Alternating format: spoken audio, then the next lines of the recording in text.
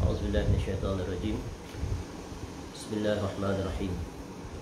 Assalamualaikum warahmatullahi wabarakatuh. Innal hamdalillah nahmaduhu wa nasta'inuhu wa nastaghfiruh wa na'udzu billahi min shururi anfusina wa min sayyiati a'malina. May yahdihillahu fala mudilla lahu wa may yudlil fala hadiya lahu. Wa asyhadu an la ilaha illallah wahdahu la syarika lahu wa asyhadu anna Muhammadan abduhu wa rasuluh. Ya ayyuhalladzina amanu taqullaha haqqa tuqatih wa la tamutunna illa wa antum muslimun. Ya ayyuhan nasu taqu rabbakum alladzi khalaqakum min nafsin wahidah wa khalaqa minha zawjaha wa batha minhuma rijalan katsiran wa nisaa'a wattaqullaha alladzi tasaaluna bihi wal arham innallaha kana 'alaikum raqiba. Ya ayyuhalladzina amanu taqullaha wa qulu qawlan sadida yuslih lakum a'malakum wa yaghfir lakum dhunubakum wa may yuti'illaha wa rasulahu faqad faza fawzan 'azima. Amma ba'd. Fa inna asdaqal hadits kitabullah wa khairal hadi hadi Muhammad sallallahu alaihi wasallam wa syarrul umur muhdatsatuha wa kullu muhdatsatin bid'ah wa kullu bid'atin dhalalah wa kullu dhalalatin finnar. Allahumma inna nas'aluka ilman nafi'ah. Ya Allah, kami memohon kepada Engkau ilmu yang bermanfaat, wa rizqan thayyibah, dan rezeki yang baik, wa amalan mutaqabbala, dan amal yang diterima. Alhamdulillah. Pertamanya marilah kita bersyukur kepada Allah Subhanahu wa taala. Allah masih lagi memberikan kita kesempatan serta kekuatan untuk kita dapat sama-sama bertemu pada petang ini untuk kita kembali mempelajari kitab yang besar sekali faedahnya, yang merupakan kompilasi fatwa dan risalah Fadilatul Syekh Muhammad bin Shalih Al-Utsaimin rahimallahu taala, iaitu sebuah kitab yang diberi judul Buku Pintar Ilmu Tauhid, yang disusun oleh Abu Fadli Rabbani hafizahullahu taala, iaitu dalam 12 bab, yang mana dimulai dengan bab yang pertama, iaitu bab yang membicarakan tentang pengertian ilmu tauhid sebagai mukadimah penting. Kemudian diakhiri dengan bab yang ke-12, iaitu fenomena kesyirikan dari zaman ke zaman. Sebuah kitab yang diterbitkan oleh Media Tarbiyah, cetakan yang pertama Rejab 1440 Hijrah bersamaan dengan April 2019. Yang mana barang siapa yang mengikuti kuliah kita daripada awal atau pada hari ini, sangat-sangat disarankan untuk memiliki kitab ini, kerana kitab ini menjelaskan secara luas dan sangat komprehensif hal-hal yang terkaitan bagaimana seorang mukmin itu wajib dia mengilmui tentang ilmu tauhid dan menjaganya, serta hidup dengannya dan mati di atasnya dan mengajak manusia kepadanya. Kerana tauhid adalah perkara yang awal wajib, yang wajib dipelajari oleh setiap mukallaf, dan dia adalah perkara yang paling wajib untuk diserukan kepada para hamba. Jadi tauhid adalah perkara yang paling pokok yang wajib disampaikan oleh para duat, para dai dalam dakwahnya. Dan tauhid adalah pokok segala kebaikan dalam kehidupan di dunia, dan tentunya menatijahkan kebaikan di negeri akhirat. Sebagaimana syirik pula adalah pokok segala kerosakan, pokok segala kerosakan. Sebagaimana kata Syekhul Islam Al-Imam Ibn Taymiyah rahimahullah, aslus salahi at-tauhidu wal iman, wa aslul fasadi asyirku wal kufru. Pokok segala kebaikan itu adalah tauhid dan iman. Adapun pokok kerosakan adalah kesyirikan dan kekufuran. Dan inilah tujuan utama manusia itu diciptakan oleh Allah Ta'ala, untuk mereka menegakkan tauhid dalam beribadah kepada Allah. Wa ma khalaqtul jinna wal insa illa liya'budun. Dan tidaklah aku ciptakan jin dan manusia melainkan supaya mereka beribadah kepadaku. Ay yuwahhidun, iaitu mentauhidkan Allah dalam seluruh perbuatan hamba terhadap Rabb-Nya. Dan inilah dia untuk mengingatkan manusia di sepanjang sejarah, daripada awal bermunculannya kesyirikan yang menyebabkan manusia keluar daripada garisan tauhid. Allah Ta'ala sekali-kali tak redha dan tak akan membenarkan perkara itu berlaku. Maka diutuskanlah Nabi Nuh AS sebagai Rasul yang pertama. Kemudian ditutup dengan Nabi SAW. Kemudian tugas itu tidak terhenti. Allah muliakan umat Nabi SAW sebagai penerus dakwah risalah Rasul-Rasul alaihi wassalatu wassalam. Dan sepanjang zaman, ilmu tauhid adalah ilmu yang wajib disampaikan kepada umat. Ia adalah ilmu yang paling wajib dalam setiap perkara, setiap ketika, setiap situasi.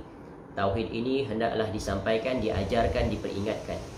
Kerana ia adalah syarat untuk seseorang mendapat redha dan keampunan Allah. Dan dia adalah syarat untuk mendapat rahmat Allah. Dan dia adalah syarat untuk bersama dengan iaitu para anbiya alaihi wassalatu wassalam di dalam syurga. Baik, kita masih berada pada bab yang ke-11, iaitu di bawah tajuk aktiviti manusia yang berpotensi jatuh kepada kesyirikan, mulai 245. Dan di dalam bab 11 ini diterangkan secara komprehensif perincian apa sajakah dia aktiviti ataupun perbuatan seorang hamba yang menatijahkan tauhid atau keluar daripada tauhid jatuh ke dalam kesyirikan. Dan insya-Allah petang ini kita akan memasuki aktiviti yang ke-13, iaitu ramalan zodiak. Lanjutan daripada aktiviti ke-12 ilmu nujum, iaitu astrologi. Ke surat 351, iaitu amalan yang ke-13 ataupun aktiviti yang ke-13 yang diperbuat oleh sebahagian manusia terkait tentang ramalan zodiak. Kita telah menjelaskan apa makna iaitu ramalan. Ramalan adalah dugaan, telahan, tekaan yang tidak berdasarkan kepada sesuatu yang boleh dibuktikan akan kebenarannya. Baik. Jadi berkata Syekh rahimahullah, rasi bintang adalah sekelompok bintang. Rasi ini maksudnya gugusan. Gugusan bintang-bintang. Dalam bahasa Inggeris dipanggil constellations ataupun crux ataupun Southern Cross. Itu istilah yang digunakan dalam ilmu perbintangan, ilmu kajian tentang bintang-bintang. Ada bintang yang berada dalam gugusan-gugusan, kumpulan tertentu. Kemunculannya dapat dipastikan di lokasi yang tertentu. Di malam hari akan dapat dilihat mereka berada pada kumpulan-kumpulan masing-masing. Jadi ini dipelajari dalam ilmu astronomi, rasi. Dan kita belajar perkara ini di sekolah sebagai perkara asas, salah satu aspek yang dipelajari dalam ilmu sains. Baik, jadi rasi bintang ataupun gugusan bintang-bintang adalah sekelompok bintang yang nampak berhubungan membentuk suatu konfigurasi tertentu, iaitu configurations, maknanya bentuk-bentuk konfigurasi susunan tertentu. Para ahli astronomi telah mengelompokkan bintang-bintang di langit menjadi begitu banyak rasi bintang yang berfungsi sebagai penunjuk arah dan penunjuk waktu atau musim. Sebagaimana yang kita telah bahaskan sebelum ini, bahawa di antara fungsi bintang itu adalah sebagai penunjuk arah, penunjuk waktu dan musim, seperti arah perjalanan ke utara, ke selatan, ke timur, ke barat, atau penunjuk arah dalam menentukan kiblat dan juga lokasi-lokasi tertentu, terutamanya orang yang berjalan, sama ada di daratan, khususnya lagi di lautan. Itulah petunjuk yang mereka jadikan sebagai panduan, as a reference, untuk mereka sampai ke sesuatu tempat. Berdasarkan waktu matahari menempati posisi-posisi rasi bintang, bangsa Yunani kuno membuat beberapa macam nama rasi bintang yang selanjutnya dikenal sebagai zodiak atau horoskop. Misalnya, seseorang yang lahir di pertengahan bulan Disember hingga pertengahan Januari disebut memiliki zodiak Sagittarius. Sagittarius. Kerana pada durasi waktu tersebut matahari menempati posisi rasi bintang Sagittarius. Berdasarkan ketentuan ini bermunculan para astrolog yang meramalkan karakter dan nasib manusia berdasarkan zodiak masing-masing. Adapun menetapkan zodiak itu berdasarkan gugusan bintang-bintang itu tidak ada permasalahan padanya.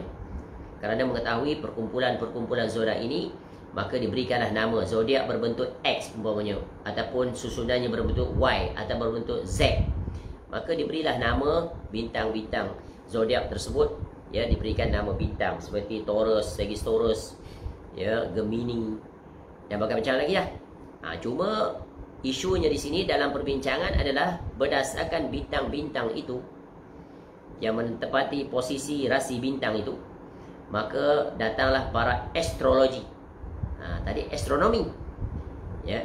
Jadi astrologi ini berdasarkan kelompok-kelompok rasi bintang itu, kemudian diberi nama bintang-bintang, Taurus dan sebagainya. Maka mereka mula membuat, iaitu apa? Tentang ramalan. Meramal karakter dan nasib manusia. Kamu Taurus, pada kalender 1 hari bulan, 15 hari bulan, 30 hari bulan, begini yang akan berlaku kepada kamu. Itu adalah perkara yang dilarang di dalam agama. Kenapa? Kerana mereka itu sedang meramal dan menentukan sesuatu perkara yang ghaib. Yang sebagaimana kita ketahui, perkara yang ghaib hanya Allah Ta'ala sahajalah yang mengetahui. Sama ada ghaib masa lalu, ghaib masa kini, dan ghaib masa hadapan. Perkara ghaib bagaimana kita dapat ketahui? Tidak ada jalan melainkan menerusi wahyu, iaitu daripada firman Allah Ta'ala, juga sabda Nabi SAW. Sebab itu Nabi SAW itu apa yang disampaikan adalah juga merupakan wahyu, tapi di dalam bahasa lisan, susunan bahasa Nabi SAW. Itulah dikenali sebagai hadis. Apa dalilnya? Ya, dalam surah An-Najm ayat 3 hingga 4. A'udzubillahi minasyaitonirrajim. Wa ma yantiqu 'anil hawa in huwa illa wahyun yuha. Tidaklah apa yang diucapkan oleh Nabi SAW itu daripada hawa nafsunya, bukan, tapi melainkan semuanya itu daripada wahyu Allah Ta'ala. Itulah dia Rasul. Seluruhnya seperti itu. Baik, zodiak menurut Islam. Diriwayatkan daripada sahabat Abu Hurairah radhiyallahu an bahawa Rasulullah SAW bersabda, la adwa wala hamah wala naw'a wala safar. Tidak ada pengaruh adwa, tidak ada pengaruh hamah, tidak ada pengaruh naw, dan tidak ada pengaruh safar. Apa maknanya satu-satu ni? Adwa adalah satu penyakit yang diyakini dapat menular dengan sendirinya. Self, by itself. Ya, bukan ada faktor-faktor lain. Ya, sendiri. Maknanya tidak ada kaitan dengan Allah Ta'ala. Hamah adalah burung tertentu yang diyakini dapat mendatangkan kesialan. Burung apa? Pada tempat kita, burung hantu. Ya, burung gagak barangkali. Ya, atau burung-burung yang berbunyi-bunyi tertentu. Dulu kalau waktu kecil, malam-malam hari selalu dengar bunyi burung yang paling kuat sekali. Burung apa bunyi dia? Burung belatuk. Waktu malam dia mengetuk-ketuk pohon, kuat bunyinya. Ya. Tu. Now pun adalah munculnya bintang-bintang tertentu yang diyakini menyebabkan beragam kejadian di bumi. Ada bintang ni. Ya, sekejap lagi berlakulah sesuatu. Gunung gempa ke, gunung berapi ke, dan berbagai lagi. Dikaitkan dengan kemunculan bintang-bintang tertentu. Safar adalah kesialan pada bulan Safar. Ada juga yang mengartikan suatu cacing yang diyakini dapat menular dengan sendirinya. Jadi ini adalah 4 perkara yang mana Nabi SAW menjelaskan tentang perkara itu tidak ada pengaruh, tidak ada kesan, tidak ada kaitan. Dan ini merupakan kepercayaan bagi sesuatu kaum. Tentunya bagi kaum, iaitu kaum kafir musyrikin, Arab Jahiliyah. Dan Nabi SAW sedang membicarakan hadis ini di tengah kaumnya. Dan ada di antara perkara-perkara ini bukan sahaja khusus untuk orang-orang Arab Jahiliyah, bahkan juga berlaku bagi kaum lain. Contoh orang Melayu, yang mereka juga memiliki kepercayaan tertentu terhadap burung tertentu, ya, terhadap bintang-bintang tertentu, terhadap bulan Safar khususnya. Kalau dulu zaman 60-an, 50-an, 70-an, bila datang bulan Safar, ia pakat ramai-ramai pergi ke sungai, pergi ke laut, betul kan? Mandi buang sial. Ya, dan bulan Safar itu dianggap bulan sial, tidak bagus untuk melakukan aktiviti-aktiviti yang berbentuk kebaikan. Fadilatul Syekh Muhammad bin Saleh Al-Utsaimin rahimahullah menjelaskan, kata nau'un adalah bentuk tunggal, ya, dari anwa'un, iaitu posisi-posisi atau kedudukan-kedudukan bulan yang jumlahnya ada 28 posisi ataupun kedudukan. Setiap kedudukan memiliki sebuah bintang yang berevolusi selama putaran 1 tahun. Bintang-bintang ini sebahagiannya disebut bintang utara untuk musim panas, dan sebahagian lainnya disebut bintang selatan untuk musim dingin. Allah Ta'ala menjalankan kebiasaan bahawa hujan di tengah jazirah Arab terjadi pada musim dingin. Adapun pada musim panas tidak ada hujan. Itu ketentuan musim. ya, cuaca yang berlaku di Jazirah Arab. Jadi hujan turun pada musim dingin, bukan pada musim panas. Bangsa Arab dahulu biasa merasa pesimis atau bahkan merasa optimis berdasarkan nampaknya rasi bintang, iaitu zodiak. Sebahagian zodiak mereka katakan ini bulan sial, tidak ada kebaikan padanya. Tu seperti bulan Safar tadi. Adapun pada zodiak lain mereka merasa optimis dengannya, sehingga mereka mengatakan ini bintang mujur dan bagus. Kerana itu apabila turunnya hujan, mereka mengatakan kita diberi hujan kerana adanya bintang ini dan itu. Dan mereka tidak mengucapkan sebagaimana yang diajar oleh Nabi SAW, mutirna bifadlillahi wa rahmatik. Kita diberi hujan kerana kurnia dan rahmat Allah. Ya, jadi Nabi SAW mengajar kita bagaimana berinteraksi dengan hujan turun dan sesudah hujan turun, untuk menyelisihi dan membatalkan kebiasaan amalan orang-orang Arab jahiliyah yang menisbahkan dan mengaitkan bahawa turunnya hujan itu disebabkan apa? Disebabkan oleh bintang itu dan bintang ini. Mereka tidak mengaitkan dengan pencipta bintang itu, iaitu Allah Ta'ala. Padahal bintang-bintang itu mereka adalah makhluk, tidak ada kena-mengena dengan pengaruh ataupun faktor turunnya hujan. Jadi tidak ragu lagi bahawa sikap ini merupakan puncak kebodohan. Bukankah kita mengetahui nampaknya bintang-bintang tersebut setiap tahunnya, di mana padanya hujan turun dan pada musim yang lain hujan tidak turun?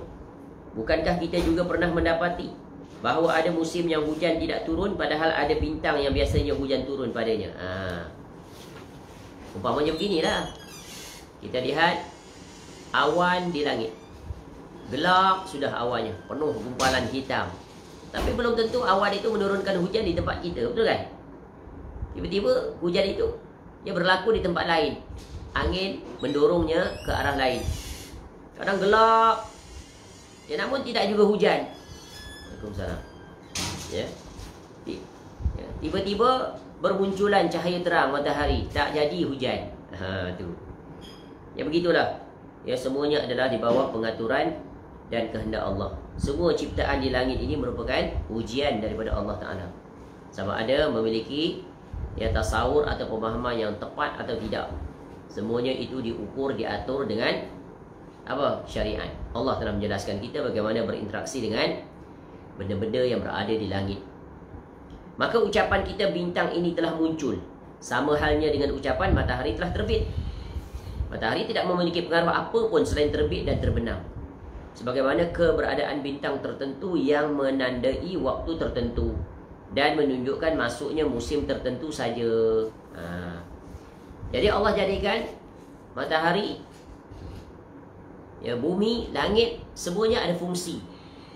Fungsi yang utamanya adalah apa? Silih berganti malam dan siang. Inna fi khalqis samawati wal ard wa ikhtilafil laili wan nahari la ayatin liulil albab. Inna fi, sungguhnya pada penciptaan langit dan bumi, silih berganti siang dan malam, terdapat tanda-tanda bagi orang yang berakal. Fikir, di siang hari matahari bergerak, terbit dari arah timur ke barat. Tenggelam matahari, terbit malam. Muncul bulan. Mengikut manzilahnya, hari pertama dia kecil, sampai hari yang ke-15 dia besar, sempurna, kemudian dia kembali mengecil. Dan begitulah seterusnya. Semuanya itu adalah kaitan dengan pengaturan masa. Masa siang dan masa malam. Dan masa siang dan masa malam adalah, itulah dia umur manusia. Umur manusia ini terlalu singkat, berada pada 3 waktu. Apa waktu manusia? Umur manusia? Waktu yang telah berlalu, waktu sekarang, dan waktu akan datang. Waktu yang telah berlalu hanya tinggal kenangan, sama ada mendatangkan keceriaan di wajah ataupun kesedihan, kerana kita mengetahui apa yang telah kita lakukan pada masa yang berlalu. Sudah ada rekod, dicatat, disimpan. Nanti akan dibuka, didedahkan di negeri akhirat. Kalau amalan itu penuh dengan ketakwaan, bersyukur pada Allah, senyum wajahnya. Tapi kalau penuh dengan catatan hitam, dosa dan maksiat, sungguh mengkhawatirkan. Dan itu memberikan jalan untuk kita memperbanyakkan taubat dan memohon ampun pada Allah atas kesia-siaan masa yang telah berlalu. Adapun masa sekarang, masa yang hendaknya jangan disia-siakan gunakan sebaik mungkin untuk apa? Melakukan ketaatan. Ya, mengelakkan diri dan menjauhkan diri daripada jatuh ke dalam pelanggaran yang mendatangkan kemurkaan dan kerugian. Masa depan belum pasti, tapi kita buat persiapan. Mesti ada cita-cita dan azam. Ya, esok nak berbuat apa? Ya, kerana itu adalah perintah Allah. Ya ayyuhalladzina amanu taqullaha wal tanzur nafsum ma qaddamat lighad wattaqullah, dan seterusnya. Wahai orang beriman, bertakwalah kepada Allah. Dan hendaklah setiap diri memerhatikan apa yang telah dipersiapkan untuk hari esok. Hari esok sekarang, hari esok yang akan datang, negeri akhirat. What is your preparations untuk hari sesudah kehidupan ini? Jadi masa kita sangat singkat, hanya ada pada tiga waktu. Ya, masa yang telah berlalu, masa sekarang dan masa yang akan datang. Sebab itu hidup diumpamakan seperti orang yang sedang memandu kenderaan. Most of our time we spend on our front mirror, cermin depan. Ya, sesekali kita tengok lihat side mirror. Sesekali kita lihat rear mirror. Untuk menjadikan panduan dan pelajaran penting apa yang telah berlalu, yang telah berlaku. Ya, untuk memastikan kita bergerak ke arah destinasi yang hendak kita tuju, negeri akhirat. Dengan membuat pelbagai tindakan agar jangan tersilap sebagaimana tersilapnya kita pada hari-hari yang telah berlalu. Baik, kembali. Fenomena turunnya hujan. Fadilatul Syekh Muhammad bin Shalih Al-Utsaimin rahimahullah menjelaskan, di zaman kita sekarang ini, turunnya hujan digantungkan pada tinggi rendahnya tekanan udara. Fenomena ini meskipun terkadang menjadi sebab yang nyata, akan tetapi kita tidak membuka pintu ini untuk orang lain. Namun yang wajib hendaklah dikatakan turunnya hujan ini kerana rahmat dari Allah Ta'ala. Ini adalah kurnia dan nikmat darinya. Dengan kemajuan sains dan teknologi, khususnya dalam kaitan kajian tentang kajian cuaca yang dipanggil ilmu meteorologi, memang di antara parameter yang ada yang terkait tentang hujan dari segi saintifik yang boleh dikaji, berdasarkan fakta dan data penelitian di lapangan, hujan itu ada juga faktornya secara saintifik yang boleh dikaji, menerusi, iaitu perbezaan tekanan udara, begitu juga aliran angin, begitu juga contoh pergerakan pasang surutnya air, dan pergerakan awan dan pelbagai lagi. Namun itu hanya sekadar ujian, kajian. Namun mutlaknya adalah semua adalah di bawah kehendak dan pengaturan Allah Ta'ala. Itu semua adalah sebagai indicator for our preventive measure, preparation. Contoh diramalkan berdasarkan kajian saintifik itu, hujan taburannya pada hujung tahun 11 dan 12 agak tinggi. Di setengah tempat dijangkakan akan berlaku banjir umpamanya. Jadi ini akan memberikan manusia untuk membuat persiapan lebih awal, preparation for the worst. Jika berlaku, maka dapatlah segera tindakan diambil untuk mengelakkan atau meminimumkan, iaitu risiko kerosakan, kebinasaan, kematian. Namun hakikatnya tetap kita bergantung pada Allah. Allah lah yang akan menentukan yang sebenarnya. Itu bergantung pada Allah. Dan kita boleh saja mengikut kajian akan mengatakan hujan, boleh saja kita berdoa kepada Allah, ya Allah, jadikanlah hujan itu sebagai rahmat dan jauhilah hujan itu sebagai musibah. Boleh atau tidak? Boleh. Dan Allah dia maha memperkenankan permohonan hamba-hambanya. Allah Tabaraka Ta'ala berfirman, Alam tara anna Allah yuzji sahaban thumma yu'allifu bainahu thumma yaj'aluhu rukaman fataral wadqa yakhruju min khilalih. Tidakkah engkau lihat bahawa Allah melambatkan gerak awan, lalu mengumpulkannya, lalu dia menjadikannya bertumpuk-tumpuk, lalu engkau lihat hujan keluar dari celah-celahnya. Surah An-Nur, surah yang ke-24 ayat 43. Allah menjelaskan tentang dari sisi apa ni? Iaitu af'al Allah Ta'ala. Allah dia maha berbuat, fa'alul lima yurid. Allah dia maha berkuasa kerana dia adalah al-mudabbir. Allah yang mengurus, mentadbir, ya, tata urus ciptaannya. Ya, bila kita lihat awan bergerak perlahan, berkumpul di satu tempat, ya, dalam keadaan bertumpuk-tumpuk, lalu hujan pun keluar daripada celah-celahnya. Ajaib tak ni? Sangat ajaib. Bagaimana air itu boleh terapung di udara, kemudian turun dalam bentuk titisan-titisan air yang asalnya berbentuk solid. Mana? Ya, siapa yang melakukan semuanya itu? Allah Ta'ala. Allah Ta'ala juga berfirman, Allahul ladzi yursilur riyaha fatuthiru sahaban fayabsutuhu fis samai kaifa yasha'u wa yaj'aluhu kisafan fataral wadqa yakhruju min khilalih. Allah lah yang mengirimkan angin, lalu angin itu menggerakkan awan, dan Allah membentangkannya di langit menurut yang Dia kehendaki. Dan Allah menjadikannya bergumpal-gumpal, lalu kau lihat hujan keluar daripada celah-celahnya. Surah Ar-Rum, surah yang ke-30, ayat 48. Ayat-ayat yang berkaitan tentang alam, yang diistilahkan dalam ilmu, ya, hasil daripada, ya, ciptaan manusia itu, ya, itu ilmu sains, betul kan? Ilmu sains ini adalah ilmu yang dinamik, hidup dia, terbuka berdasarkan kajian dan penemuan-penemuan.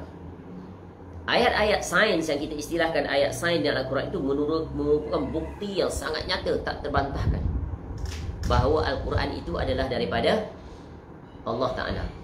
Dan dia bukan rekayasa, bukan tulisan karangan Nabi SAW. Kerana Nabi SAW bukan ahli sains. Ya, Nabi SAW tidak pergi sekolah, tak pernah bertemu dengan para cendekiawan seperti cendekiawan daripada orang-orang Rom, Yunani. Mereka orang-orang yang mahir, pandai ilmu sains, betul kan? Plato, Sokrat dan sebagainya. Yang kemudian peradaban mereka itu, ilmu-ilmu mereka itu masuk kepada umat Islam, masyarakat Islam ketika zaman yang paling besar sekali, kemuncak zaman Al-Ma'mun. Khalifah Al-Ma'mun itu memerintahkan para cendekiawannya, juga cendekiawan yang diimport daripada negara-negara lain, untuk menterjemahkan buku-buku tulisan, ya, peradaban Yunani.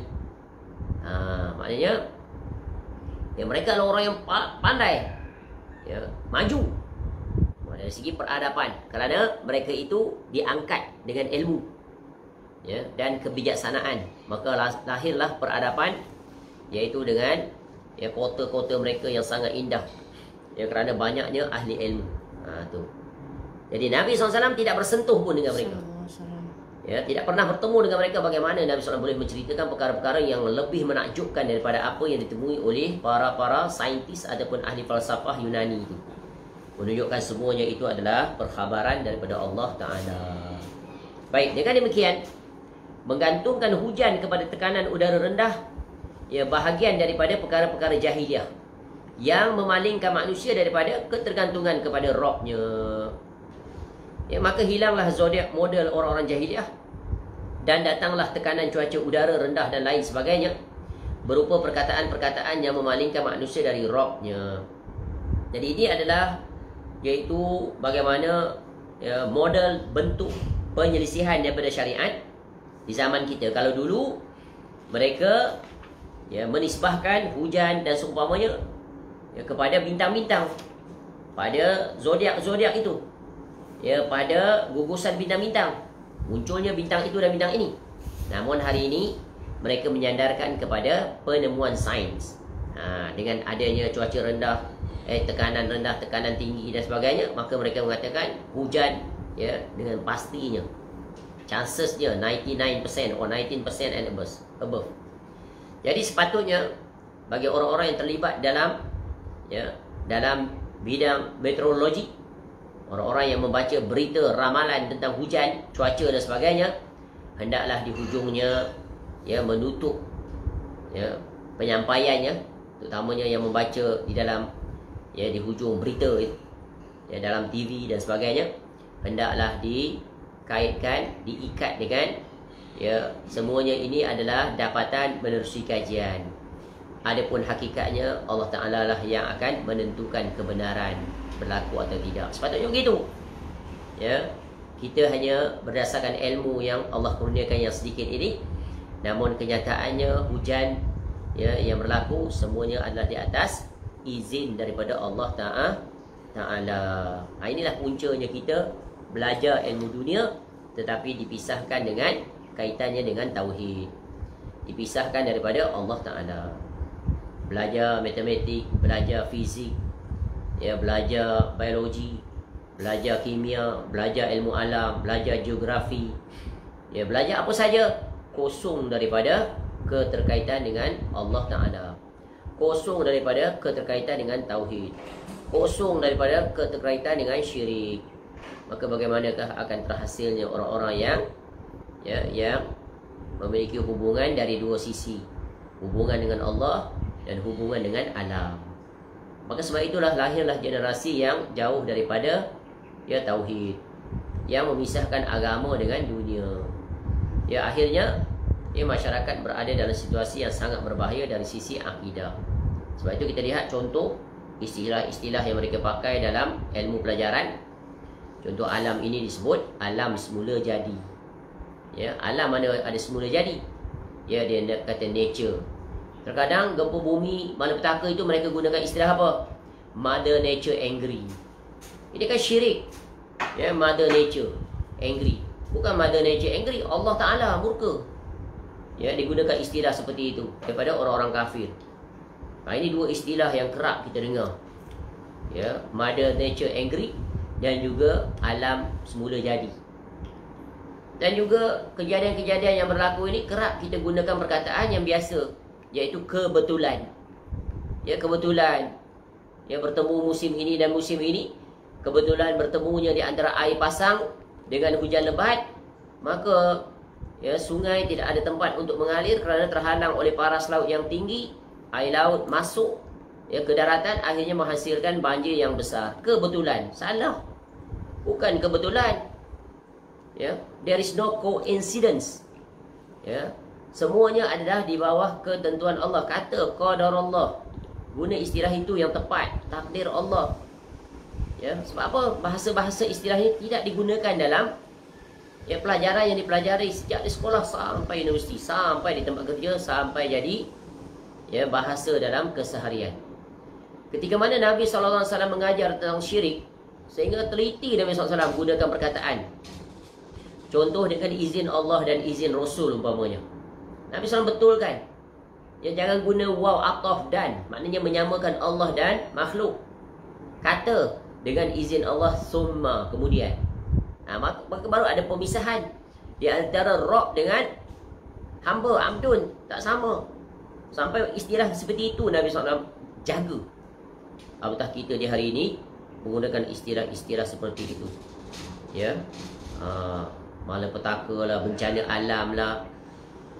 Sepatutnya kita mengatakan ini adalah semua musibah. Musibah akibat keingkaran kita yang mengundang kemurkaan Allah Ta'ala. Yang mereka nampak selalu dikaitkan dengan apa? Musibah-musibah ini. Oh, pembalakan haram yang tak terkawal. Oh, gitu gini. Ni kaitkan dengan alam sekitar. Tak. Jangan itu yang mutlak. Yang mutlaknya adalah daripada Allah Ta'ala. Walaupun rosak bagaimanapun alam ini, kalau Allah tak izinkan banjir, tak banjir dia. Betul kan? Itu kaedah kena disandarkan seperti itu. Baik, jadi benarlah perkataan Syekh rahimahullah. Maka hilanglah zodiak model. Model zodiak orang-orang jahiliah. Dan datanglah tekanan cuaca udara rendah dan lain sebagainya, berupa perkataan-perkataan yang memalingkan manusia dari Rabb-nya. Benar, tekanan cuaca udara rendah terkadang menjadi sebab yang nyata asas turunnya hujan. Akan tetapi fenomena tersebut tidak berpengaruh dengan sendirinya. Hendaklah ini dicermati. Sebab itu kita kena kata semuanya biiznillah. Kerana ada banyak benda yang mengikut rumus pasti berlaku, tapi kenyataannya boleh saja tidak berlaku. Seperti apa? Seperti contoh Nabi Ibrahim AS dibakar dalam unggun api. Tak terbakar. Semuanya dengan apa? Dengan izin Allah. Allah yang mengatur, Allah yang menyusun. Dan kita lihat di lapangan, tengok berlaku banjir tsunami umpamanya di Aceh beberapa tahun yang silam. Masjid tak dihanyutkan oleh laut. Banjir itu, betul kan? Tersergap indah. Itu semuanya siapa yang mengarahkan air itu agar jangan menghanyutkan masjid tersebut? Ya, tak lain tak bukan Allah Ta'ala. Kalau by science tentu dah dihanyutkan. Betul kan? Dengan arusnya, kelajuannya, dengan total volume or cubic meter air itu tentu dapat menghanyutkan masjid seperti itu. Sebab masjid itu seperti bangunan-bangunan yang lain juga. Namun Allah tak izinkan berlaku, maka air itu taat pada perintah Allah. Wallahu a'lam. Selesai, iaitu bab yang aktiviti yang ke-13. Baik, kita sambung pada aktiviti yang ke-14. Kalau kita ada masa lagi 3.40.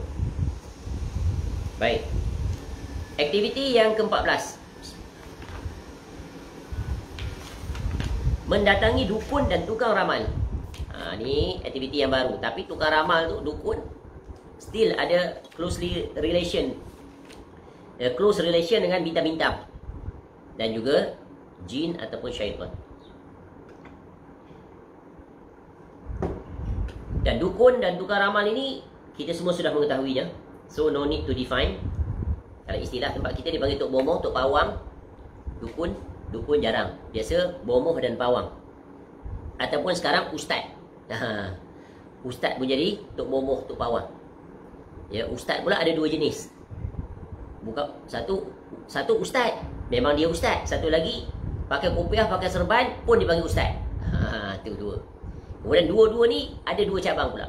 Satu yang sesuai dengan syariat, satu yang menyelisih syariat. Itu dipanggil apa? Uskun. Ustaz dukun. Sebab apa? Guna khidmat jin dan syaitan. Dan juga menggunakan kaedah yang bid'ah, yang bukan daripada cara Nabi SAW dalam merawat sakit seseorang, dengan cara-cara yang di luar daripada aturan.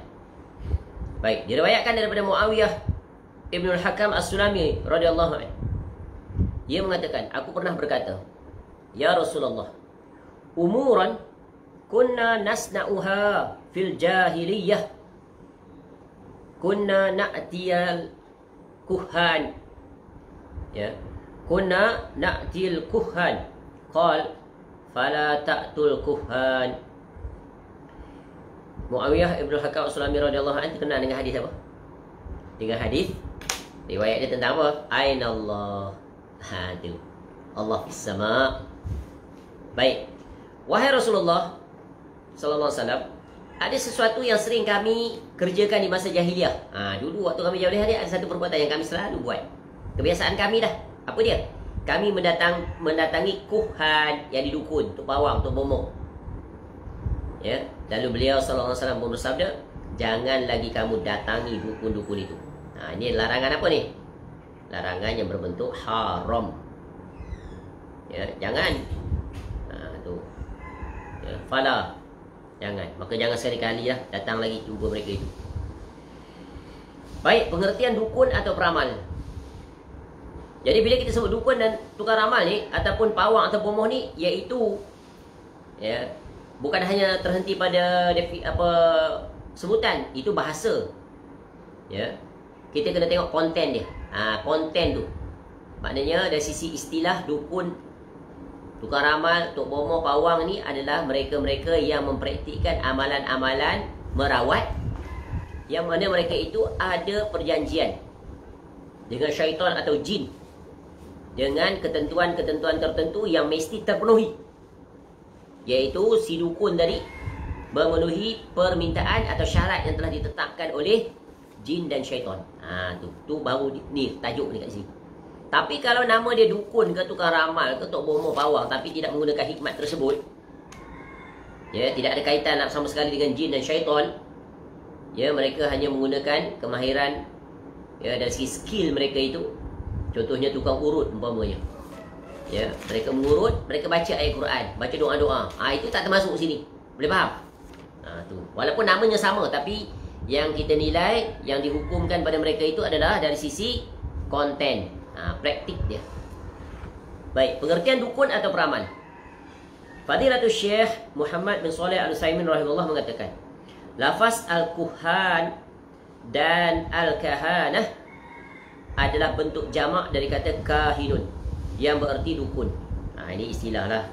Selalu belajar definisi mesti dari sisi bahasa, dari sisi istilah, ya, dari sisi ya kata singular, plural, masdar dan sebagainya.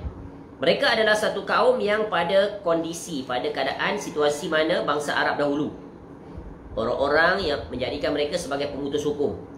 Mereka sebagai as a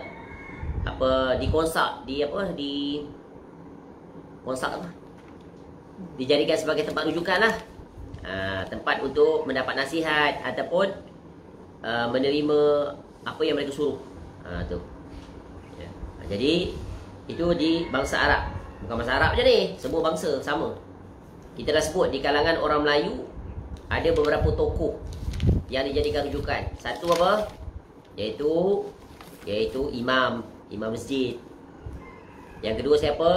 Ustaz. Dulu kampung-kampung jarang ada ustaz, biasa imam lah. Ya. Yang ketiga adalah tok pengulu. Ya, tok pengulu atau tok pegawai ataupun ketua kampung. Yang keempat adalah iaitu tok bidan. Tok bidan tu, orang salin. Yang kelima tok pawang. Ya, tok pawang, bomok. Ini di antara tokoh-tokoh yang sangat dihormati oleh orang-orang kampung kerana mereka adalah tempat rujukan sesuai dengan spesialis mereka itu. Baik. Mereka adalah satu kaum yang menjadi penghubung antara orang-orang dengan syaitan-syaitan dan yang mengkhabarkan pada mereka mengenai berita-berita dari langit. Jadi ini Syekh rahimahullah define, bagi definisi. Dukun peramal tu apa dia? Ini mereka adalah satu kaum yang menjadi penghubung antara orang-orang dengan syaitan-syaitan dan menggambarkan dan mengkhabarkan pada mereka mengenai berita-berita dari langit. Ataupun kaedah perawatan mereka itu menggunakan hikmat daripada jin dan syaitan. Tu. Ya. Jadi kaedah menggunakan dukun, tukang ramal, tok bomoh, tok pawang ni, apa ciri-ciri kalau kita nak kenal dia? Tanda-tanda dia. Kita pergi tempat dia nak minta rawatan. Satu, dia guna sihir. Dia menggunakan sihir. Ya. Yang kedua, kerja buat mereka itu kebiasaannya mencari adat. Ya. Unik, pelik, tak dapat nak dirationalizekan. Macam contohlah, seseorang yang katakan bengkak ni, jatuh pokok ni macam mana, ya, 5 meter dia pokok jatuh, bengkak tangan seperti macam ni, terseliup. Datang pada dia pegang je. Ya. Sama ada dia ambil air ke, dia buat IDU dia sembuh dekat tangan dia letak sini, urut sekali je, 2 kali, 3 kali, serap elok. Tu. Itu doktor pakar pun ada. Mencari adat. Ya. Kemudian juga tanda dia adalah iaitu ada disertakan syarat-syarat tertentu kepada yang datang merawat itu. Ya. Dia bagi syarat. Apa syarat? Bayar sekian-sekian. Bayar tu dalam bentuk unik. Duit RM3.20. RM3.20. Konsisten lah. Siapa-siapa datang pun macam tu lah. Ya. Kemudian barangkali bawa jarum ke, ya, bawa paku, ataupun nanti bila dah sembuh bawa ayam. Ya, itik tak pernah tahu dah. Ayam ada lah. Apa lagi selain daripada ayam? Biasa ayam sebab ayam mudah dapat. Tapi ayamnya yang pelik. Ayam selasih, ya, ayam putih dan pelbagai lagi. Ya, dan mereka itu yang dapat ditangkap oleh orang yang datang berurusan dengan mereka. Ya. Kemudian satu lagi yang very obvious, dia guna perasak kemian. Kemian tu dia. Dia akan bakar kemian, asap, kemudian dia akan datang muka dia letak sapu. Kemudian yang lagi obvious, nanti dia akan ada proses menurun. Menurun maknanya dia akan bergerak di luar kawalan, dia dah lupa diri. Ya. Melompat-lompat, terpekik, terlolong kadang-kadang, menyondol-nyondol. Ya, atau dia menggunakan daun dan berbagai. Ya, dipukul-pukul pada si sakit. Macam-macam lah kaedah-kaedah ni kalau dilihat. Ini semuanya adalah kaedah-kaedah yang biasanya dipraktikkan oleh siapa? Tok pawang. Tok pawang, tok dukun, tok bomoh. Kadang-kadang dia minta sediakan satu tempayan, labu air, penuh air bubuh dalam tu, macam-macam air, buah daun. Tak lagi dia minum, habis satu tu. Ajaibnya. Padahal orang kecil je. Kadang-kadang dia bersilat. Macam-macam silat datang bunga. Kemudian kadang-kadang berbicara dengan bahasa yang bukan bahasa dia. Ya. Dan juga penampilan dia tu. Physically, appearance dia. Risai tak terurus. Kadang janggut pun tak terurus. Ataupun tiada janggut musai. Pakai macam-macam kat tangan. Tangkal-tangkal, gelang, bagai-bagai. Dekat ni, dekat leher letak tasbih besar-besar.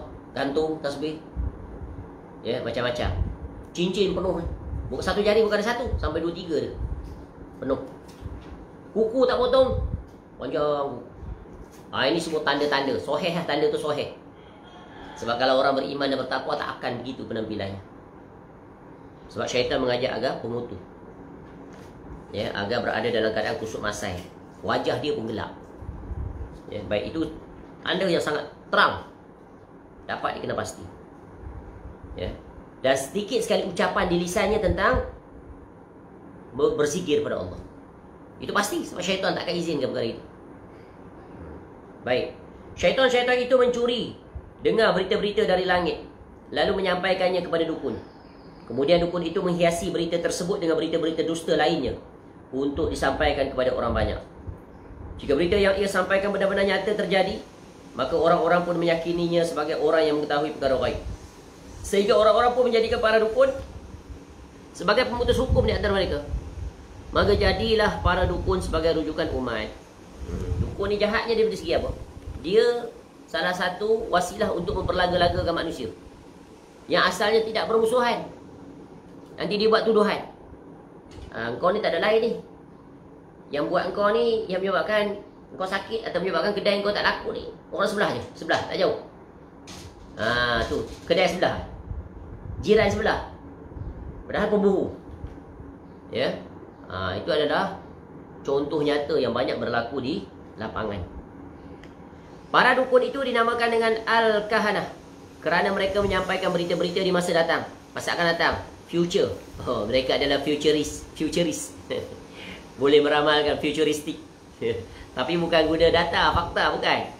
Ya, bukan berdasarkan analisa ya untuk buat projection, tetapi berdasarkan tipu daya, bisikan syaitan atau jin. Kerana mereka menyampaikan berita-berita di masa akan datang. Mereka berkata akan terjadi seperti ini, akan terjadi seperti itu.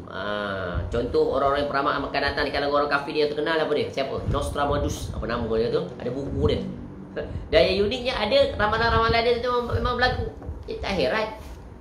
Sebab dalam banyak-banyak ramalan tu ada yang berlaku. Ya, nama pun ramalan, tak boleh dipastikan. Tapi bila berlaku barulah tahu, oh ramalan saya betul. Itu berbetulan, qadarullah. Allah tetapkan begitu. Cuba tanya orang yang pandai meramal-ramal ni. Cuba suruh dia ramal nasib masa dia esok dia buat apa. Boleh tak? Cuba tanya dia. Dia suruh dia ramal tentang bila kematian dia. Tak akan mampu dia. Ya, dukun-dukun ni mengetahui perkara gaib, dia perkara yang pembohong paling besar, dukun-dukun ni. Ya. Satu dialog yang sangat menarik, dialog yang tercepat di atas muka bumi. Salah satu dialog tercepat, iaitu di antara debat Syekh Al-Albani rahimahullah. Satu hari seorang dukun datang bertemu dengan Syekh rahimahullah, ni ulama hadis di zaman kita, nak mengajak Syekh rahimahullah untuk berdebat. Dia mengatakan aku mengetahui perkara gaib. Nak berdebat dalam benda tu. Ya, dia dakwa dia tahu perkara gaib. Lalu dia mengajak Syekh Al-Albani rahimahullah untuk berdebat. Lalu kata Syekh rahimahullah, engkau boleh berdebat dengan aku.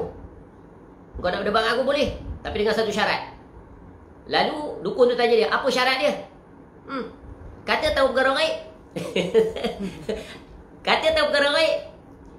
Mana jawab? Syarat tu dia tak tahu, betul kan? Terbungkam terus. Habis. Selesailah perdebatan. Dah tak tahu perkara gaib. Dia mengaku tahu perkara gaib tadi.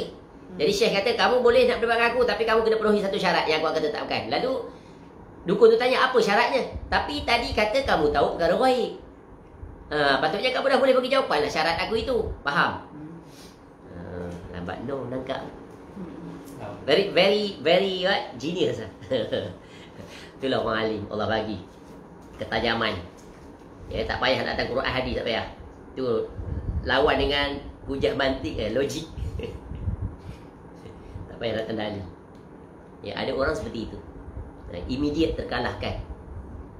Sebagaimana perdebatan Nabi Ibrahim AS dengan siapa? Namrud, itu kan? Aku boleh hidup, aku boleh mematikan. Lalu bawa orang keluar dalam tafsir. Bunuh dia. Tengok, aku telah membunuh dia. Aku telah mematikan dia. Keluar seorang lagi. Lepaskan dia. Tengok, aku telah menghidupkan dia. Satu pelajarannya betapa bodohnya orang kafir. Raja tahap tu pemikiran. Tambahlah rakyat. Sebab tu rakyat jangan diperbodohkan oleh raja. Ya, dalam hal-hal yang kita tak boleh diperbodohkan. Dalam bab apa? Akidah. Dalam bab yang makruf. Dalam bab maksiat, kena hindari, kena jauhi. Lalu apa kata Nabi Ibrahim AS? Ya, Allah terbitkan matahari daripada timur ke barat. Sekarang kau terbitkan dia daripada barat ke timur, maka terbungkamlah. Tewas terus, KO, knockout. Tak bangun-bangun lagi dah. Tapi begitulah tabiat orang kafir di sepanjang zaman. Kalau hujah guna apa? Kalau hujah guna kekuasaan, gunakan hukuman, gunakan apa, macam-macam lah senjata, instrumen yang dia ada pada dia, semua dia kerahkan untuk apa? Untuk menghalang kebenaran. Walaupun kebenaran itu lebih terang daripada matahari di siang hari. Tabiat seperti Namrud itu ada di sepanjang zaman sampai hari ini. Ya, bukan hanya di kalangan orang kafir, di kalangan orang yang mengaku Islam. Tapi sudah diperingatkan bahawa Islam mereka itu menyimpang. Kembali di atas tauhid, kembali di atas sunnah, degil dia. Tetap berdegil. Ya. Dan Allah uji mereka itu ada kekuasaan. Ya, ada jawatan, didukung oleh ramai manusia di atas muka bumi. Jadi apa yang mereka perbuat bila terkalahkan oleh hujah? Guna macam-macam cara, character assassination, diberi gelaran, dituduh, ya, dihalang, ditangkap, ya, dan berbagai lagi lah. Jadi orang beriman bersabar, ya, be patient, navigate accordingly. Baik, di mana tadi kita berhenti? Di sini. Adapun orang-orang yang mengkhabarkan tentang perkara-perkara yang dapat dijangkau, ya, dengan perhitungan, tidaklah dinamakan dengan dukun al-kahanah. Sebab perkara-perkara yang dapat dijangkau dengan ilmu hisab, ilmu perhitungan, tidak masuk bahagian perdukunan sedikit pun. Seperti orang yang mengkhabarkan tentang gerhana matahari atau gerhana bulan, maka ini tidak termasuk perdukunan. Sebab semua itu dapat dijangkau dengan ilmu matematik. Sebab apa? Sebab peredaran matahari dan bulan tu memang dah ikut manzilah. Boleh dipetakan lokasi-lokasinya mengikut waktu-waktu. Berdasarkan kajian, didapati itulah aturan dia. Pukul 9, matahari berada di sini. Pukul 12, matahari berada tegak di atas kepala. Turun, matahari akan turun sampai terbenam. Betul kan? Consistently through that time until today. Kalau di Khatulistiwa macam itulah. Kalau di kutub utara begitulah. Kutub selatan begitulah dia. Timur barat sama macam tu. Ikut aturan. Waktu di Malaysia siang lebih kurang 12 jam. Kutub utara barangkali 20 jam ke atas. Siang panjang, matahari ada je dia. Jadi berdasarkan correlation tu, maka itu dipanggil apa? Sunnatullah yang telah Allah tetapkan. Dan dia selari dengan perletakan unjuran dari segi kiraan. Itulah dipanggil dalam Islam ada satu ilmu, ilmu falak. Ilmu falak. Dapat tentukan estimation time untuk waktu solat, waktu puasa, kemudian coincide, compare dengan ilmu apa? Iaitu melihat anak bulan. Combine both method. Baik. Seperti juga para ahli yang mengatakan pada awal tahun atau tahun depan akan muncul komet Halley, iaitu satu bintang yang memiliki ekor panjang. Maka ini tidak termasuk perdukunan sama sekali, sebab fenomena tersebut dapat dijangkau oleh ilmu hisab. Setiap perkara yang dapat dijangkau oleh ilmu hisab, maka berita-berita yang datang darinya, meskipun berupa berita masa datang, yang masa akan datang, tidak termasuk ilmu ghaib dan bukan bahagian perdukunan. Dan yang kita lihat di lapangan memang begitu. Ya, tentang gerhana matahari, gerhana bulan, semua dapat dijangka berdasarkan pengiraan pergerakan bulan dan bintang, matahari berdasarkan waktu-waktu yang telah dipetakan dalam pemetaan ilmu astronomi. Ya, beliau rahimahullah ta'ala melanjutkan, adapun al-arraf, yang ditukar ramal, ya, adalah bentuk hyperbola. Hyperbola ni adalah kata kiasan untuk menyatakan sesuatu secara berlebih-lebihan atau bersangatan. Maknanya penegasan lah. Dari kata al-arif, yakni orang yang punya pengetahuan. Hakim dia panggil apa? Al-arif. Yang arif. Wahai yang arif, hormat. Because they are very knowledgeable person. Atau bentuk nisbah, penyandaran, yakni siapa saja yang disandarkan padanya sifat banyak tahu. Orang yang tahu, knowledgeable, memang orang arif. Orang yang mengenal Allah dikenal arif billah. Kenal. Ya, kenal. Ya, dia sangat mengenali sesuatu ilmu itu, maka dipanggil pakar lah dia. Bidang itu. Arif. Baik. Ada yang mengatakan bahawa al-arraf, yakni tukang ramal, adalah penamaan lain untuk dukun, al-kahin, yakni seseorang yang menghabarkan arraf, ya. Jadi seorang yang mengabarkan berita masa depan. Ada juga yang mengatakan bahawa arraf adalah sebutan umum bagi kahin, yakni dukun, ahli nujum, peramal dan semacamnya, dari orang-orang yang mengaku mengetahui hal-hal ghaib dengan isyarat-isyarat tertentu dari mereka. Ini adalah makna lebih umum. Yang menunjukkan makna ini adalah ditinjau daripada bentuk katanya. Bentukan katanya. Bagaimana terbentuk kata itu. Kata al-arraf merupakan bentukan dari lafaz al-ma'rifah, yakni pengetahuan. Ni maksud kata lah, daripada asal kata-kata ni. Maka mencakup siapa saja yang berkecimpung dalam perkara ini, berikut siapa saja yang mengaku memiliki pengetahuan. Ini Syekh Rahimullah membahaskan dari segi istilah. Ya, tapi kesimpulannya senang, semua sama. Walaupun sebutan berbeza, tentu ada sedikit garis pemisah di antara istilah-istilah yang dipakai, tapi secara umumnya membawa konotasi pemahaman yang sama, iaitu mereka-mereka yang mempraktikkan profession yang mana ada kaitan dengan bantuan jin syaitan, yang mereka itu di antara aktiviti mereka adalah memasuki perkara-perkara yang mereka anggap mereka mengetahuinya, iaitu perkara ghaib. Imam Al-Baghawi rahimahullah berkata, sebutan Al-Arraf disematkan bagi orang yang mengaku mengetahui perkara-perkara ghaib dengan isyarat-isyarat untuk menunjukkan barang yang dicuri, tempat hilangnya sesuatu dan semacam itu.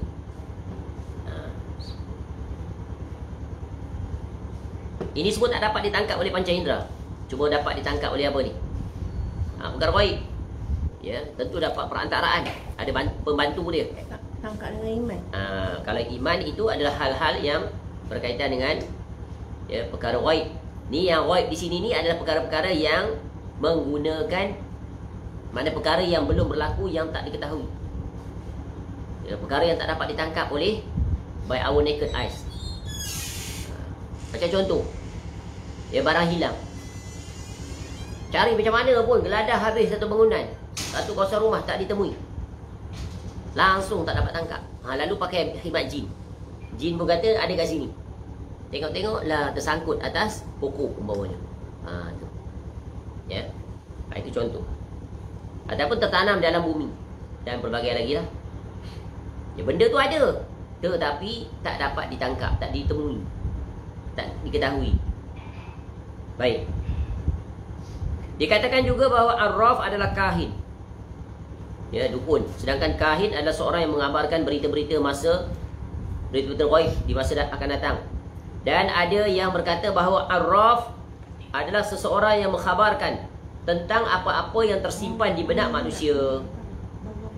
Maknanya dia boleh, konon-kononnya dia boleh baca isi hati. Ni banyak juga ni. Datang jumpa seseorang, kamu ni susah hati kan? Kamu ni ada masalah kan?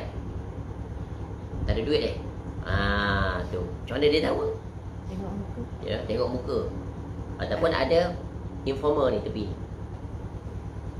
Dia bukan tahu perkara ghaib pun, tapi dikhabarkan oleh jin pendamping dia, syaitan jin. Dia ada beza firasat dan juga tadi firasat lain. Itu anugerah Allah. Tapi itu pun belum tentu benar. Dan firasat ni bukan setiap masa boleh ada firasat dia. Bukan boleh diada-adakan bila masa dia hendak. Tak, itu adalah gerak hati yang Allah berikan. Sebagai seorang penganut. Dia bukan jadi profession pakar dari firasat, dan belum tentu setiap firasat itu adalah benar. Contoh. Terkadang ada, cumanya firasat itu dapat kita benarkan atau tidak bila sudah berlaku. Itu je. Abul Abbas yakni Syekhul Islam Ibn Taymiyah rahimahullah mengatakan, kata Arraf adalah nama untuk kahin, dukun, ahli nujum, peramal dan semacamnya. Dari siapa saja yang mengumbar omongan mengetahui berbagai urusan dengan cara-cara tertentu. Tu dia. Ya, baik. Jadi kita berhenti di sini dulu. Ya, untuk kemudiannya nanti kita akan menyambung, iaitu hukum bertanya kepada dukun atau peramal. Jadi di awal mukadimah diterangkan tentang latar belakang, pengenalan tentang dukun dan tukang ramal yang sinonim dengan tok bomong, tok pawang.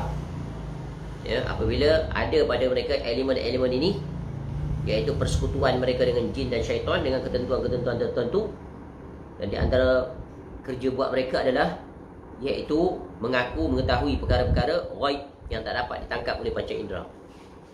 Maka hukum mendatangi mereka ini bagaimana? Akan datang penjelasannya, dan juga meminta hikmat daripada mereka. Tu. Ya. Wallahu a'lam. Mudah-mudahan bermanfaat.